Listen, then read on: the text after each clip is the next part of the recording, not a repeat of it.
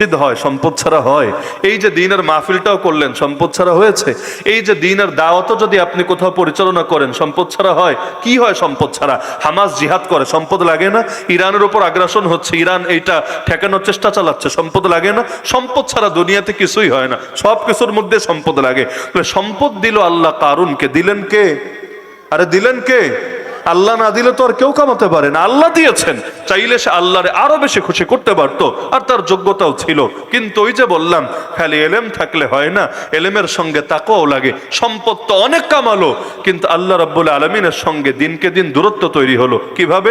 তাফসীরের কিতাবে 3টা ধারা পাওয়া যায়। সম্ভবত আপনাদেরও পুরোটা শোনার ধৈর্য হবে না, তাই না? আমার পরে তো আরো আলোচক বাকি আছেন, একাই যদি সারা রাত খেয়ে ফেলি তাহলে আপনাদের তো অনেক কষ্ট হবে। কারুনের ঘটনাটা আজকে বাদ রাখি না, আগামীতে কখনো সাক্ষাৎ হলে বলবো ইনশাআল্লাহ।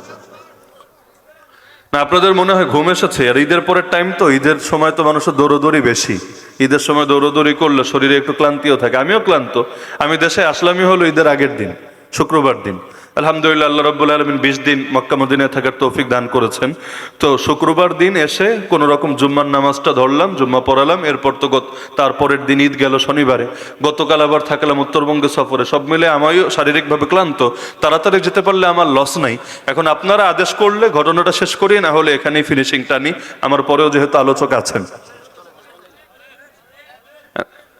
কয়জন বলেন বলছেন, কয়জন বলেন না, এটা তো বোঝা মুশকিল। মাশাআল্লাহ। তাহলে ঘটনার মাঝে একজন উঠবেন না। একজন যদি ওঠেন তাহলে আমি বুঝবো যে উনি ডাইরেক্ট বলতে পারছেন না, বাকি দিলে কষ্ট, হুজুর এত লম্বা কেন করছেন। তাহলে আমার একটু উপকার হবে, আপনার সঙ্গে আমি উঠে যাবো ইনশাআল্লাহ। পরবর্তী আলোচক এসে মাইক ধরবেন এবং আলোচনা শেষ করবেন ইনশাআল্লাহ। তাহলে ঘটনাটা শেষ করি নাকি? কারুনকে আল্লাহ রাব্বুল আলামিন সম্পদ দান করলেন। এত সম্পদ পাওয়ার পরে সে নবী মুসা আলাইহিস সালামের সঙ্গে তার দ্বন্দ্ব তৈরি হলো কিভাবে? তাফসীরের কিতাবে, তাফসীরে মাযহারের মধ্যে লম্বা করে তিনি আলোচনা করেছেন একাধিক সূত্র দেখিয়ে। যদিও ইতিহাসের বিষয়, এগুলো 100% নিশ্চিত হওয়ার সুযোগ নাই। সত্য মিথ্যা আল্লাহ রাব্বুল আলামিন ভালো জানেন। কোরআনে যেটা আছে অকাট্য, নবী যেটা জানিয়েছেন সহিহ হাদিসের মধ্যে সেটাও সুনিশ্চিত। কিন্তু ইতিহাসে আমরা যা পাই, এই বিষয়গুলো এমন সত্যও হতে পারে, মিথ্যাও হতে পারে। আল্লাহ রাব্বুল আলামিন ভালো জানেন। তো কারণ আল্লাহ তাকে এত সম্পত্তি দান করলেন, কিন্তু তার ভেতরে চিন্তা আসলো যে নেতৃত্ব তো আমার হাতে না, নেতৃত্ব দেখি নবী মুসা আর তার ভাই হারুনের হাতে। কারণ নিয়মই এটা, যখন নবী থাকেন, নবীরা খালি ধর্মীয় লাইনের ইমামই হন তা না, ধর্মীয় লাইনের ইমামও হন তারা, জাগতিক লাইনের ইমামও হন তারা। আল্লাহ রসুল খালি মসজিদে গিয়ে মুসল্লিদের ইমামতি করতেন তা না, মদিনা নামক রাষ্ট্রের ইমামও ছিলেন কে? মুহাম্মদুর রাসূলুল্লাহ সাল্লাল্লাহু আলাইহি ওয়াসাল্লাম। না হলে এটা কিভাবে সম্ভব? নবী থাকবেন দুনিয়াতে আর নেতাগিরি করবে আবু জাহাল, আবু লাহাব, উতবা, শাইবা এসে। কারণ আবু জাহাল, আবু লাহাব নেতাগিরি করবে ওদের যেভাবে বিবেক বলে, বুদ্ধি বলে সেভাবে, আর নবী নেতৃত্ব দিবেন যেভাবে আল্লাহ শিখিয়েছেন সেভাবে। কোথায় আল্লাহর শিক্ষা আর কোথায় মানুষের বানানো শিক্ষা? দেখেন না, সংবিধান কয়দিন পর পর পাল্টানো লাগে, লাগে না? বাংলাদেশের সংবিধান কি একবার দুবার চেঞ্জ হয়েছে নাকি? প্রায় অর্ধ ডজন বার চেঞ্জ হলো। হওয়ার পর এখন এসে বোঝা যাচ্ছে না এই সংবিধান দিয়ে হবেই না, এইটারে টোটাল আউট করে দাও, নতুন করে আবার সংবিধান প্রণয়ন করো। মানুষের বানানো সংবিধানও কয়েকদিন পর পর পাল্টানো লাগে, কিন্তু কোরআন ১৫০০ বছরে, বাংলাদেশের বয়স তো ১০০ বছরও হয় নাই, মাত্র ৫০ বছরের কিছু বেশি। এর ভেতরেই সংবিধানে অর্ধ ডজন বার হাত ঢোকানো লেগেছে, না কি বলে ১.৫ ডজন বার হাত দেয়া লেগেছে। অপরদিকে ১৫০০ বছরে কোরআনে কয়বার পরিবর্তন করা লেগেছে? ২-৪ বার তো লেগেছে মনে হয়। আচ্ছা, পরিবর্তন করা হয় না, এজন্য কোরআন পুরনো হয়ে গেছে, তাই না? এখন আর আধুনিক সমস্যা সমাধান কোরআনে পাওয়া যায় না নাকি? তার মানে আল্লাহর শিক্ষা কই আর মানুষের বানানো বুদ্ধি কই? যত বড় নেতা হোক না কেন, সে যদি আল্লাহর শিক্ষার বাইরে গিয়ে নিজের বিবেক দিয়ে নেতাগিরি করতে চায়, তাহলে সমাজের মধ্যে ঝামেলা বাঁধবেই বাঁধবে। কারণ মানুষের জ্ঞান কখনো পরিপূর্ণ না, পরিপূর্ণ জ্ঞানের মালিক একজনই, তিনি কে? মানুষ আজকে যেটা ভালো মনে করে কালকে সেটা খারাপ মনে হয়। আমরা যখন ছোট ছিলাম যেটা আমাদের কাছে সবচাইতে ভালো মনে হতো, অনেক কিছু এমন পরে এসে বোঝা গেছে না, আরে এইটা আমাদের কাছে ভালো না। যেমন ছোটবেলায় মাদ্রাসা ফাঁকি দেওয়াই তো ভালো, ছোটবেলায় পড়ালেখা ফাঁকি দেওয়ার মধ্যে মজা না? হুজুর মনে করেন অন্যদিকে তাকিয়েছে, একটু 2 মিনিট গল্প কইরা নেই, কেন? এটাই আমার জীবনে কাজে লাগবে, একটু খেলাধুলাটা বেশি করি, এতেই জীবন কামিয়াব হবে। আর এখনের ছেলেপেলেরা তো আরো আপডেট, মোবাইল একটা পাইলে আর কথাই নেই, গেম খেলতে পারলেই তার জীবন কামিয়াব, আর পড়ালেখা করতে চরম বিরক্ত, চরম বিরক্ত। তাহলে ছোটবেলায় তার চোখে মনে হচ্ছে যে গেম খেলাটাই কামিয়াবি, মাঠে খেলতে পারেই কামিয়াবি, হুজুরে ফাঁকি দিতে পারাই কামিয়াবি। অথচ কয়দিন পরে মনে হয় আরে এটা লস, আমার জীবনটারে নিজেই নিজে শেষ করলাম। তাহলে মানুষের বিষয় এমনই, আজকে যেটা মনে হয় ঠিক 2 দিন পর মনে হয় ভুল, আবার আজকে যেটা মনে হয় ভুল 2 দিন পর মনে হয় ঠিক। কিন্তু একজনের শিক্ষা এমন, চিরকালই ঠিক আর ঠিক আর ঠিক, 1500 বছর আগেও যেমন ঠিক, আজকেও তেমন ঠিক, 1,00,000 বছর পরেও ঠিক, কখনো ভুল হবে না। এমনকি কেউ সবাই মিলে চেষ্টা করলেও সেখানে কোনো ভুল বের করতে পারবে না। তো কারণের দিলে দুঃখ, আমার এত টাকা, এত সম্পদ, কিন্তু নেতৃত্ব দিচ্ছে নবী মুসা, নেতৃত্ব দিচ্ছে নবী হারুন, এটা সে মেনে নিতে পারছে না। তো আল্লাহ রাব্বুল আলামিন এক সময় আদেশ করলেন নবী মুসা আলাইহিস সালামকে, তোমার জাতিরে বলে দাও যে সেই জাতি আল্লাহর স্মরণে রাখার জন্য যাতে একটা বিশেষ প্রক্রিয়া অবলম্বন করে, সেটা হলো ওরা যে কাপড় পরে, ওই জামানার তো কাপড় যেমন ছিল সেলাই টেলাই বেশি থাকতো না, ওই কাপড়ের একটা প্রান্ত, আঁচলের অংশটা, সেটা যাতে তারা আসমানের কালারে, আসমানের রঙে রঙিন করে ফেলে, মানে ওইটা রং হবে আকাশী কালার। তাহলে কি হবে, যখনই কাপড়ের দিকে নজর পড়বে ওই রংটার কারণে আকাশের দিকে তার নজর পড়বে, আর আকাশের দিকে যখন নজর পড়বে ওই আসমানওয়ালা রব যেই কিতাব তাদেরকে দিয়েছেন, যেই তাওরাত দিয়েছেন, যে নবী পাঠিয়েছেন, সেটার কথা মনে পড়বে। তো জাস্ট একটা পরীক্ষা হিসাবে ওদেরকে এটা আদেশ দেওয়া হলো। নবী মুসা আলাইহিস সালাম তাদেরকে বললেন তোমরা এটা করো। কারণ এসে বলল, এই দেখ দেখ তোদেরকে কেমন যেন গোলাম বানাতে চাচ্ছে, কারণ গোলামদের এরকম এক একটা প্রতীক থাকে। এই যেমন অনেকে পশু, অনেক পশু যদি থাকে একটা রং লাগায় দেয়, যেগুলো কি এক মাঠে অনেক গরু চড়ে, এক মাঠে অনেক ছাগল থাকে, এক মাঠে অনেক মুরগি থাকে, কবুতর থাকে, তো এটা আমার কিনা বুঝবো কিভাবে? একটা রং লাগায় দেয়, এই রঙের যা আছে সব আমার, আর এই রং না যেগুলো, এগুলো হলো অন্যদের। তো এবার তাদেরকে বুঝ দিচ্ছে, খবরদার তোরা এই কাজ করিস না। মূলত নবী মুসা তোদেরকে তার গোলাম হিসাবে পরিচিত করতে চায়। এখন তোরা এই রং লাগালে সহজেই বলবে যেগুলো হলো আমার গোলাম, এটা তোদের জন্য লজ্জা, তোরা এই কাজ করিস না। 1 নম্বর এখানে সে বাধা দিতে চাইলো, কাজ হলো না, জাতি নবীর কথাই অনুসরণ করলো। দ্বিতীয় ধাপে এসে আল্লাহ তাআলা যখন তাদেরকে কোরবানির আদেশ দিলেন, ওই জামানায় কোরবানির সিস্টেমটা ভিন্ন ছিল। আমরা তো কোরবানি করি আল্লাহর নামে, আবার গোশতও খাই নিজেরা, দুই দিকেই লাভ। আল্লাহর নামে দিলাম তো এটা তো এখন আল্লাহর পথেই ব্যয় হবে, কিন্তু আল্লাহ আবার অনুগ্রহ করে বললেন, ঠিক আছে বান্দা, আমি তোরে খাওয়ার অনুমতি দিলাম আমার পক্ষ থেকে মেহমানদারি হিসাবে। কিন্তু ওই জামানায় কোরবানি সিস্টেম ছিল এমন, যেটা কোরবানি করতে চায় আলাদা মাঠে নিয়ে রেখে আসবে, আসমান থেকে আগুন এসে যদি কবুল হয় আগুন এসে পুড়িয়ে ছাই করে দেবে, আর যদি কবুল না হয় সেটা সেখানে পড়ে থাকবে। এখন এটা তত্ত্বাবধান করবে কে, দেখাশোনা করবে কে?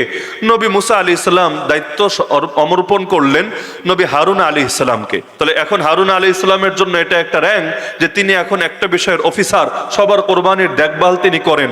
কারণ এসে বলল, আরে সব তো তোমরা নিজেরাই রাইখা দিলা, ও তোমার ভাই, আমিও তো তোমার চাচাতো ভাই, তাহলে তুমি তার একটা দায়িত্ব দিলা আর নিজে তো প্রধান দায়িত্ব নিয়ে বসেই আছো, তাহলে আমারে কি দিলা? আমি কি পাইলাম?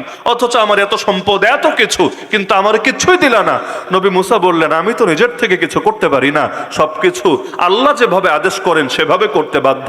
আল্লাহ আদেশ করেছেন হারুনকে দায়িত্ব দিতে, আমি তাকে দায়িত্ব দিয়েছি। তোমার ব্যাপারে আদেশ আসে নাই, তাই তোমার ব্যাপারে আমার করার কিছু নাই। আবার তার ভেতরে আঘাত লাগলো। 3 নম্বরে তার ভেতরে চূড়ান্ত ভাবে এক সময় আঘাত লাগলো যখন নবী মুসা আলাইহিস সালাম যাকাতের আদেশ দিলেন।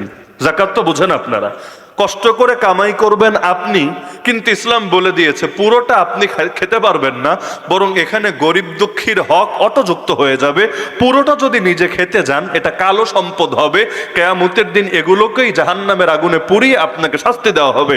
সুতরাং বাঁচতে চাইলে 40 থেকে 1 মানে 100তে 2.5 গরিবের মধ্যে বিতরণ করে দিতে হবে। নবী মুসা আলাইহিস সালাম তার জাতিকে দাওয়াত দিলেন, তোমরা যাকাত দাও। এখন কারুনের মাল কম না বেশি? মাল যত বেশি যাকাত তো তত বেশি, মাল যত বেশি যাকাত তো তত বেশি। এখন কারুনকেও তিনি জানালেন যে তোমাকেও যাকাত দিতে হবে। কারুন চিন্তা করলো, আরে যাকাত যদি দেই, এত সম্পদ, তার যাকাত অনেক, এত সম্পদ, এগুলো এমনি গরিব দুঃখীরে দিয়ে দিব, যা দিয়ে আমার ব্যক্তিগত লাভ হবে না, আমার পলিটিক্যাল কোনো ধান্দা হবে না, কিচ্ছু হবে না। সে রাজি হলো না। অবশেষে নবী মুসা আলাইহিস সালাম তাকে বুঝাতে বুঝাতে বুঝাতে এক পর্যায়ে সে গিয়ে বললো, আচ্ছা শোনো, আমি 1000-এ 1 দিব, 1000 দিনার থেকে 1 দিনার, 1000 দিরহাম থেকে 1 দিরহাম, 1000 বকরি থেকে 1 বকরি। মানে আমরা তো দেই 40-এ 1, 100-তে 2.5। আমাদের যাকাতের হিসাব কিন্তু এভাবে, 100-তে 2.5 টাকা, 40-এ 1 টাকা। সে বলল আমি 1000-এ দিব 1, 1000-এ 1। নবী মুসা আলাইহিস সালাম বললেন, আল্লাহ রাব্বুল আলামিনের সাথে আলোচনা করে বললেন, ঠিক আছে তুই অন্তত এটা দে, এটার পরিমাণও কম না। পরবর্তীতে সে ভেবেছিল নবী মুসা তো অনুমোদন দিবেন না, যখন দিয়েছেন এখন সে হিসাব করে দেখলো না রে, 1000-এ 1 দিলেও অনেক বেশি পরিমাণ হয়। সে বলল এটা তো কোনোভাবেই দেওয়া যাবে না। এখন সে যদি একা একা বিরুদ্ধে থাকে, এলাকার মধ্যে মার্কা মারা হবে, সবাই চিনবে এটা একটা বাটপার, এটা একটা ধান্দাবাজ। এজন্য জনগণরে একত্র করে ফুসলালো। আর টাকাওয়ালারা জনগণরে ডাকলে তো জনগণ এমনি এসে হাজির হয়। গরিব মানুষ আর বড় লোকের মধ্যে কিছু পার্থক্য থাকে। গরিবের বাসায় যদি কেউ মেহমান হয়, মনে করেন কোনো বড় লোকও যদি গরিবের বাসায় মেহমান হয়, গরিব মানুষ দেশি মুরগি দিয়ে তার মেহমানদারি করায়। কেনার সামর্থ্য না থাকলেও নিজের ঘরে যেটা আছে, একটা মুরগি একটা মোরগ জবাই করে বড় লোকের মেহমানদারি করায়। আর বড় লোকের বাসায় গরিব যদি মেহমান হয়, বড় লোক প্রশ্ন করে অ্যাপয়েন্টমেন্ট নিয়েছিলি? হঠাৎ করে কোত্থেকে এসে হাজির হলি? অনেক সময় চা খাওয়ানোর সুযোগটাও থাকে না, বসতে বলার টাইমটাও থাকে না, বরঞ্চ আরে এভাবে হুট করে আসলে হবে, আমার ব্যস্ততা আছে না, আমার শিডিউল করা আছে না। দুনিয়ার মধ্যে গরিব আর বড় লোকের আচরণের পার্থক্য থাকে। এরপরও গরিবরা বড় লোকদের প্রতি আলাদা একটা নজর রাখে। তারা যদি কখনো ডাক দেয়, মানুষ যাওয়ার চেষ্টা করে। এজন্য দেখেন না, নির্বাচনের আগে মানুষ জমা করতে পয়সা লাগে না। এমনকি যে কোনো মাহফিলেও যদি সিন্নি থাকে, সিন্নি থাকে না অনেক মাহফিলে, নাকি টাঙ্গাইলে থাকে না? যদি সিন্নি থাকে, সিন্নি যদি রাত 2টার সময়ও দেন, দেখবেন ওয়াজে লোক থাকুক না থাকুক, সিন্নির সময় লোকের অভাব নেই।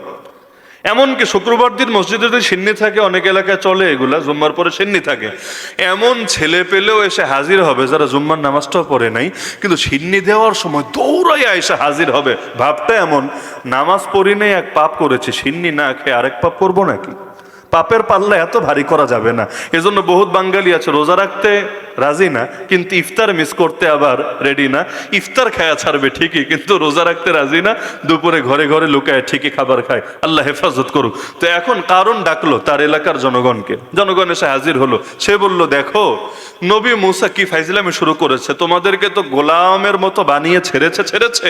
এখন তার খারাপ নজর তোমাদের সম্পদের উপরও পড়েছে, তোমাদের সম্পদও তার লাগবে। মূলত সে আসলে যাকাত টাকাত কিছু না, সে তোমাদের সম্পদে ধান্দাবাজি করতে চাচ্ছে, এগুলো গিলে খেতে চাচ্ছে। এর দ্বারা নিজের দল ভারী করার, নিজের ধান্দাবাজি করার পথ মূলত খুলছে। তো তোমরা কি চাও তোমাদের কষ্টে অর্জন করা সম্পদ এভাবে নবী মুসার দখলে চলে যাক? কারণ সাধারণ জনগণ তো অনেক সময় অত কথা চিন্তা করে না। তারা ভাবলো নবী মুসার আপন চাচাতো ভাই বলছে, সে কি আর মিথ্যা বলতে পারে?